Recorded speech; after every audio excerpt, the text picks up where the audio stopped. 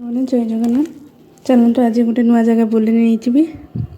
Decoration देखिपे केते सुंदर है बहुत ही सुंदर आम जाऊँ चलतु लास्ट रे अच्छे सस्पेंस देखिए केते सुंदर है माने डेकोरेशन जमी माँ को प्रतिमूर्ति से भाया देखिले जमी आखि झलसी जीव आईटा कौटिकार जगह निश्चय कमेंट रे जनइबे ये माँ को प्रतिमूर्ति अच्छी जे कि गजलक्ष्मी माँ आम आसी पहुँची जाइचु झीर तो बापा झीआरी आम समस्ते जाऊँ डेकोरेशन देखिए तो मत एत सुंदर ही लगी लाइट कलेक्शन आपर भाविले ठाकुराणीकर माने प्रतिमूर्ति ताले केते सुंदर है न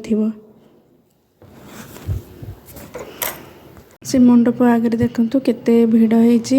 पेंडेलटा देखला बेलू लगुच जमी सादा सिंपल किंतु ता भितर जो गजलक्ष्मी माँ को जो प्रतिमूर्ति एते सुंदर ही होता देखु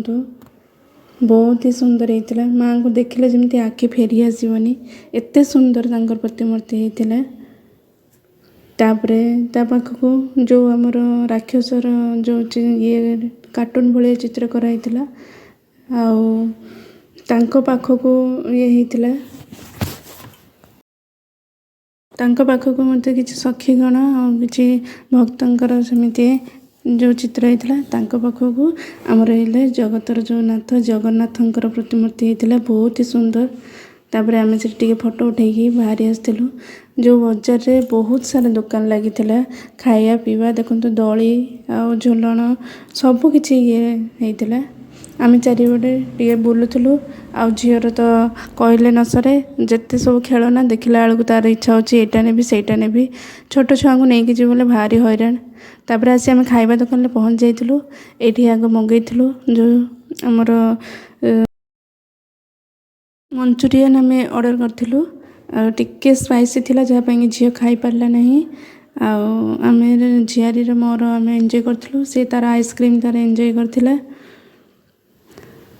बहुत टेस्टी होता तापरे आम कौन कर जो आउ जो सब ये होता लंका चप आ बंधाकोबी पकोड़ी होता ताकू खाऊले आम सारंकर राग चलेनी मो झील भली तो तांकर सेमती दही आइसक्रीम चलता तापर आम आसलु ये गोटे मका जो सीझा से आसलु से मंडप पाखरे दुकान थी गोटे छोट पिलाटे बिक्री करते बहुत कष्ट हार्ड वर्किंग करी देखु केते सुंदर ही से केमती तार आम प्रिपरेशन करके दब छोट पिलाटे किंतु ता बापा को साहाय्य करुच्ची दुकान में जहाँ तार भविष्य कल्याण हो तापर सबकि मसला सहित लंका दे नाला कहीं छोट छुआ मैंने खाइबे तो से लंका दे ना आ सबकि देता तो टेस्ट भल था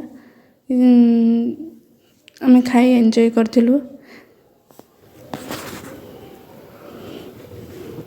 झी आ झीआरी खाई भली झीर भी पसंद तो सी खाई तापर तो आम फेरिलु आपण मानक भिडियोटे केमती लगिला आम तो बहुत सारा एंजॉय कलु जदि भल लगी लाइक और सब्सक्राइब निश्चय करें रही जय जगन्नाथ।